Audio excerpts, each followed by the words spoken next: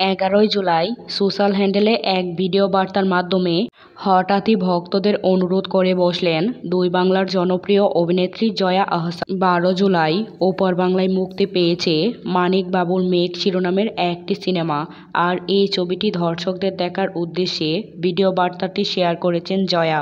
Video বার্তা অভিনেত্রী বলেন, যারা অসাধারণ একটি সিনেমার মুহূর্ত উপভোগ করতে চান তাদের মানিক বাবুর মেঘ সিনেমাটি অবশ্যই দেখা উচিত, না হলে মিস করবেন। চলতি বছর ঢাকার আন্তর্জাতিক চলচ্চিত্র উৎসবে প্রদর্শিত হয় মানিক বাবুর মেঘ নামের সিনেমাটি। সেখানেই প্রথমবার ছবিটি দেখেছেন অভিনেত্রী জয়া আহসান।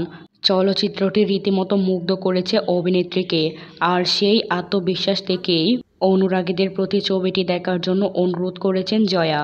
সিনেমাটিতে দেখা যায় ব্যস্ত কলকাতার শহরে বাবাকে নিয়ে তাকে মানিক বাবুর নামের এক ব্যক্তি, তার কাছে একটি LM ঘড়ি ছাড়া আর কিছুই নেই। একদিন মানিকের বাবা মারা যায়। মানিককে ভাড়া বাড়ি খালি করার জন্য 1 মাসের নোটিশ দেওয়া হয়। ঠিক যখন তার চারপাশের জগৎ ভেঙে পড়তে শুরু করে, তখন মানিক এমন একজনের দেখা পায় যে তার জীবনকে বদলে দিতে চায়। এমনই এক গল্পে এগিয়ে যাবে ছবিটির কাহিনী। 12 জুলাই ভারতের প্রেক্ষাগৃহে মুক্তি পেয়েছে সিনেমাটি। অভিনন্দন বার্তায় পরিচালিত প্রথম সিনেমা মানিক বাবুর মেঘ। এর আগে ছবিটি কলকাতার আন্তর্জাতিক চলচ্চিত্র উৎসবে এশিয়ার সেরা ছবি হিসেবে নেটপেক অ্যাওয়ার্ড পায় মানিক বাবুর মেঘ।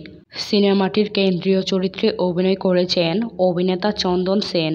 এছাড়াও আরও আছেন অরুণ গুহ ঠাকুরাত্মা, দেশীয় রায়চৌধুরী ব্রাহ্মণবাড়িয়া। দর্শক, জয়া আহসানকে আপনাদের কাছে কেমন লাগে তা অবশ্যই কমেন্ট করে জানাতে ভুলবেন না।